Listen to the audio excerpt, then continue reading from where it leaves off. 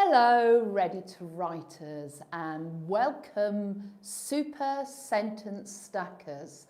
Thank you for taking the time to come into the classroom. You are most welcome. And we have people of all ages who come to the classroom, 4-year-olds all the way up to 104-year-olds. So thank you for taking the time out to be here. How this works is that I need you to think about your learning in kind of 3 parts. You're going to watch Mrs. C teach you how to write.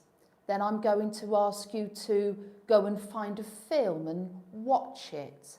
Then you're going to spend some time doing your actual writing. Now, while we're all here today, I'm going to spend some time explaining exactly how it works. What happens is that you come to the classroom and I'll explain that every session, and it's the same every session, I'm going to challenge you to write 9 sentences. Within those 9 sentences, there will be some writing challenges, and I'll explain exactly what they are, and I'll help you in detail, and I'll show you in a very visible way how to really shape up and craft and mould your writing. I'm a specialist in teaching writing, so I'm here to help you as best as I can to really weave wonderful words together and make very precise, eloquent choices.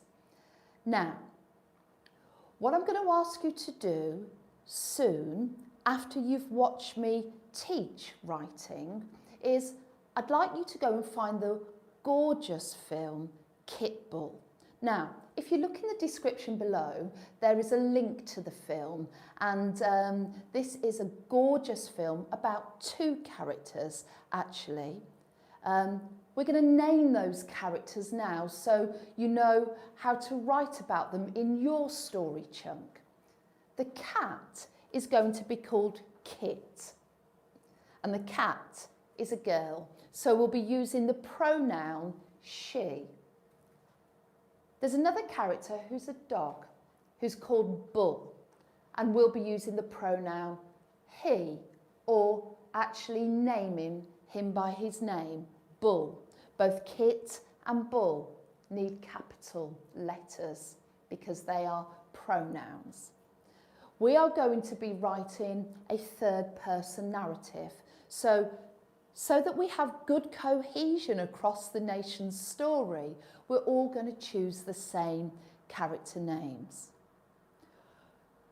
When you've watched the film, the other thing I need you to do is choose a chunk. And what I've done is watch the film also and cut it up into sections in my mind. I've jotted down the times, and this is a really important part of super sentence stackers. I only want you to write 9 sentences for 1 chunk, just 1. And it's your writerly decision what chunk or what plot point you write to. You could choose 1 or 4 or 9. But you must stay in your time boundaries. You mustn't breach them. If your chunk starts at 5:05, you start your writing there and finish on the exact time that your chunk ends. We've all got to stay in our little chunk boundaries so that Mrs. C can sew it together into the nation's story at 3:30. Now, there's some other things you need to consider. I need your writing finished and back to me by 12:30 so that I can read all of them and choose my favourite. And once I've chosen, you'll be able to see if you've made it into the final nation's story that I'll read in the reading room at 3:30. Now, every time we write, I'll ask you to think about writing for an idea of writing, maybe some grammar of writing, or a technique of writing. And they are the challenges that I'm going to ask you to have a go at doing within your 9-sentence chunk. Okay, everybody. What I'm going to do now is introduce today's 3 writing challenges. And I'm going to let you know that I have chosen chunk 6 from the film Kitbull. I'm always going to remember to put my name on my piece of paper and my age. So I'm just going to put that here, Mrs. C, 47. Now I've got that, I'm going to consider and remember as a writer some of the challenges that are today's important challenges. Okay, number 1, the first thing we're going to think about today, we're going to try and build a complex sentence.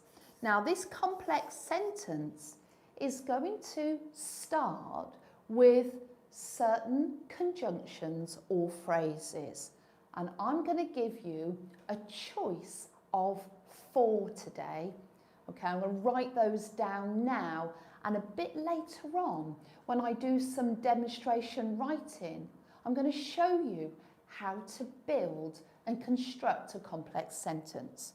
So these 4 words or phrases is how I want you to start the sentence. So they are, so it's up to you which one you choose. I don't mind. We could have when, and I'll talk about these more in a moment. We could have after. We could have now that. And we could have this phrase here, as soon as. Those are going to be really important choices when we're building a complex sentence. Okay, I don't want you to worry, because in a minute I'm going to help you and guide you so that you know how to make your own. Our second writing challenge is through this lens, and why it's got a big ear on it is to remind us this, and we did some of this yesterday if you were in the classroom, we're going to have another go at alliteration. Alliteration is when words have the same sound at the beginning, and don't get tricked, because sometimes you can have words with different letters. So if you look at this digraph here and this letter here, they both make the sound in photograph and fun, but they have different letters. But alliteration is about the same sound, and we're going to have a go at doing that in a moment. Our third writing challenge today is going to be about an adverb, but in particular, I want us to see if we can drop in a ly, how something is happening adverb. I'm actually really excited about those writing challenges. They look tricky, but I think once you've watched Mrs. C do some demonstration writing, do you know what? You always just impress me so much at how well you can do these things. Okay. I'm going to remind you, if you've, and actually for new ready-to-writers and super sentence stackers, what actually demonstration writing is. It is where you can see my thinking. I'm going to model my writing choices, but you're also going to see, and I'm going to make my thinking visible, because you're going to see me change things, swap things out, explore and improve things. you're actually going to see me tussle with words until I'm really certain that is the writerly choice I want to make. You're going to look inside the writer's brain, and the other thing you're going to see is thesaurus thinking. I often do that on my shadometer, and that is where I gather synonyms in the same family, and I collect them and then choose the one that is the most precise, the best word for the job, you might say. We always start with a blank piece of paper, which is tough as a writer, but then we get excited with words. We begin to breathe life into our writing with the vivid choices we make. We build it and we bind it, and ultimately we create a story from all your ideas across the UK and beyond, so that we have a wonderful story for the nation. Now, remember, when you hand your work in, not only do I want your name and your age, I'd like it to have the hashtag Super Sentence Stackers. You can hand it into Facebook and Twitter. And remember to ring my bell so that you can tell when I'm in the classroom and learning is alive and well, so you don't miss out on the nation's story. Okay. Watch closely, because after you've watched the film and you've chosen your chunk, this is the sort of thing I want you to think about, and I want you to begin to include it in your writing. Okay. First of all, I'm going to have a go at building this complex sentence, and I've got 4 choices. I've got these conjunctions here, and I've got these phrases. I've got when, after, now that, as soon as. I'm going to have a go at writing a complex sentence starting with the word when. So I'm going to just write that there. I'm also going to remember that I'm on chunk 6. I'm going to think about chunk 6 very closely in my mind. This is just when the storm finishes. And I've just used the word when there out loud. It is just when the storm finishes. In fact, that really leads me nicely into this idea. I can say something like that. When the storm finished.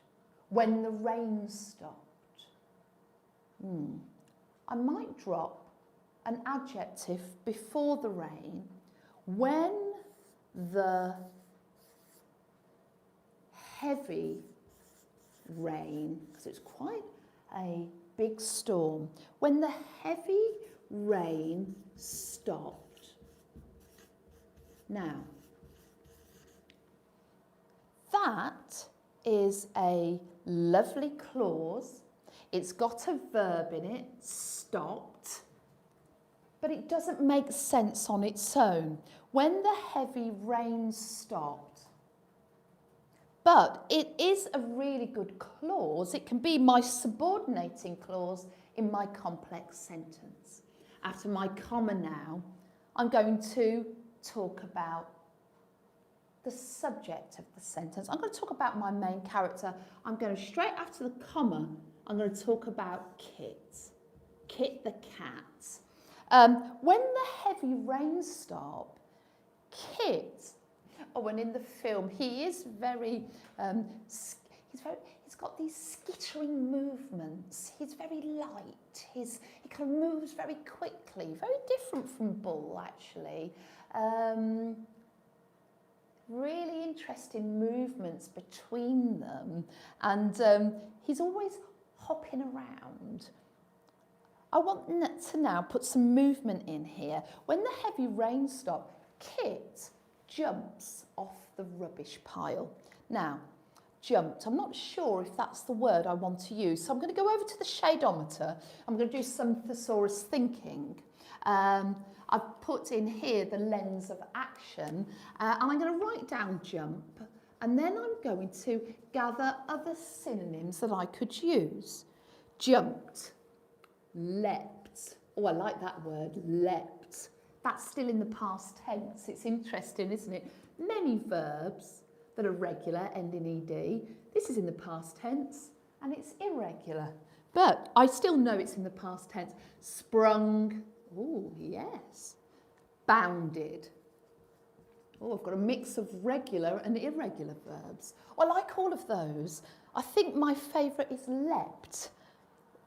When the heavy rains stop, Kit leapt off the pile of rubbish, off the pile of rubbish.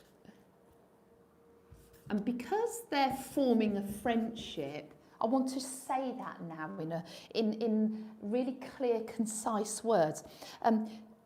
By not actually saying it, it's in what he does. Kit leapt off the pile of rubbish to go and check on Bull. And then I'm going to use my capital letter because that's his name, the dog's name, full stop. When the heavy rain stopped, comma, that's that clause, doesn't make sense on its own. Kit left off the pile of rubbish to go and check on Bull. And there's my main clause.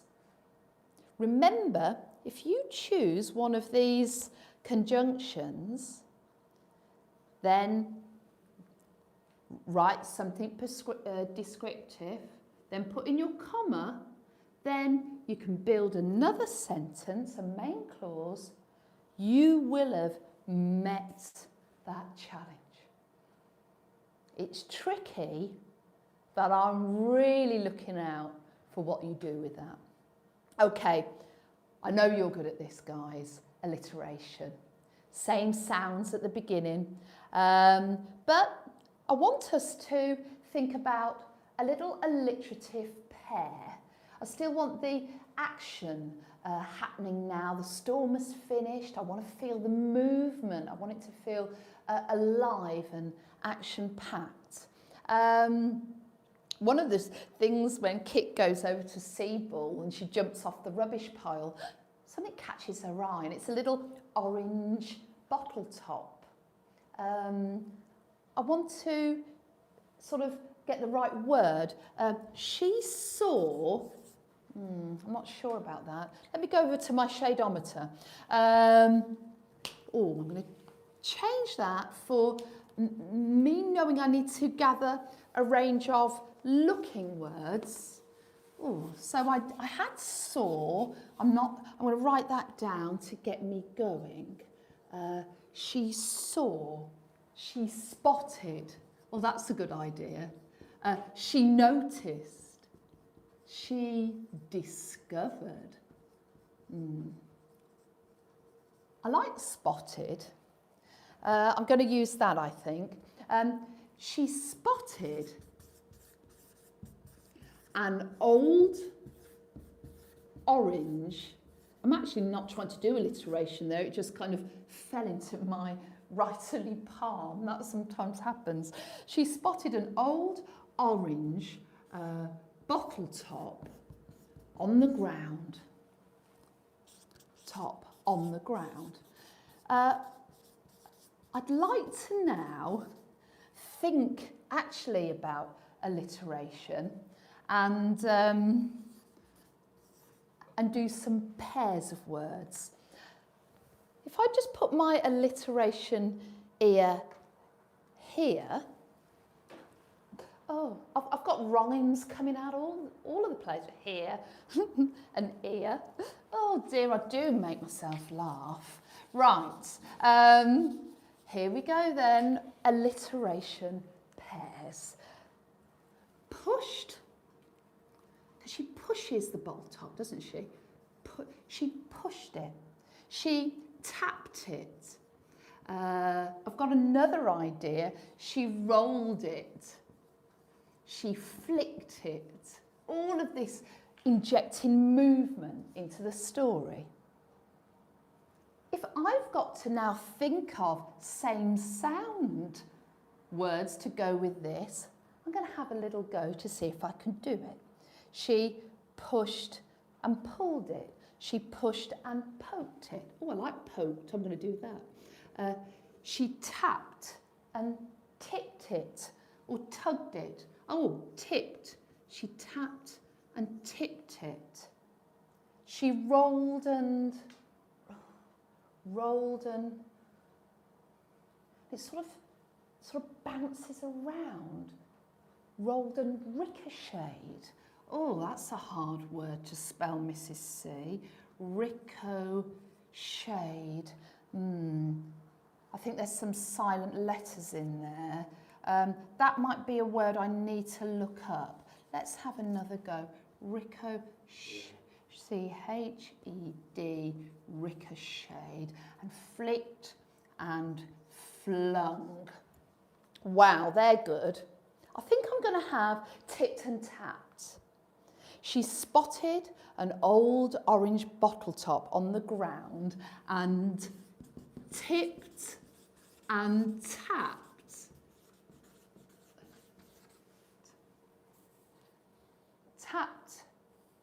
Tipped and tapped it between her paws. Oh, and then everybody knows she's a cat. We'd know anyway. She played with it. She played with it until, oh, I love that word. Make sure you spell it with one L though. Until she clambered into his kennel. Oh. I want to change the tone here though, because it's at this moment she realises Bull has been really hurt. And when she looks closely, she can see he's got cuts on the back of his legs and his back. And it's quite a sad part. But they're forming a friendship, and she shows the friendship. She shows it in her actions, actually. What she does is she licks his wounds, and that's a really kind thing to do. The change of tone, I think I'm going to do it with high drama. I'm going to use an exclamation mark here just to... You use exclamation marks for an intensity of emotion, and I just think I need to do that here because this is the first time that Kit sees how hurt he is. So I'm going to do that like this. Poor Bull. Intensity, expressive, exclamation mark. His back, I've got to tell the reader now, his back, and that, when you're writing, you've got to sometimes think, what if my reader hasn't seen the film? Mine needs to be as evocative and vivid and as colourful as the film. For the people, for the readers who haven't watched the film. His back was covered in horrible sounds. It's not clear enough. They are horrible. Let's make it clearer. His back was covered in red, raw lacerations. Lacerations. You can spell that. Lacerate. If you learn that suffix, that's a good word to spell. Some are very tricky. Lacerations. Oh, I've got so excited. I haven't got my how ly adverb in yet. Kit licked his wounds, and then how they're licked. Oh, how they're licked. Kit licked his wounds. I'm going to go over to my shadeometer to gather some how ly adverbs. We've got to have the hows that we collect. I've got to show positive emotion, the kindness of Kit. So kindly, it's okay. What about gently? Oh, I like that. What about softly in that synonym family? Softly. What about tenderly? What about lovingly? I really like tenderly. Kit licked his wounds tenderly. Very evocative. And what is so wonderful about ly adverbs is they can move about. I could put it at the beginning. Tenderly, Kit licked his wounds. I could have Kit tenderly licked his wounds. I could have Kit licked tenderly his wounds. Tenderly could go in 4 different places in that sentence. Wow. Isn't writing wonderful?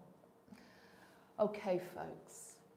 Now that you have seen how I have a go at the writing challenges in a chunk, this is what I need you to do. I need you to go and find the film. Watch the film, get cosy. Ask your mum, your dad, your teachers to watch it with you. Then I want you to choose a chunk. I don't mind what chunk you choose, but it's wonderful to have a nice spread around the country. Once you've watched it, make sure you're also comfy, that you've got a good pencil or a pen and a piece of paper, and you've got your thinking rightly brain. I know it can get really noisy in the world, but really concentrate on your word choices. When you hand your work in to Twitter and Facebook, make sure you hashtag it with the super sentence stackers, and you need to get it into me by 12:30. Mrs. C will choose her favourites, and at 3:30 I'll put my slippers on and I will read the communally crafted wonderful words from all of you of all ages. And don't be afraid, grown-ups, if you want to write, but you won't get read out unless I have your age. Put your slippers on and I'll see you in the reading room at 3:30 for the nation's story.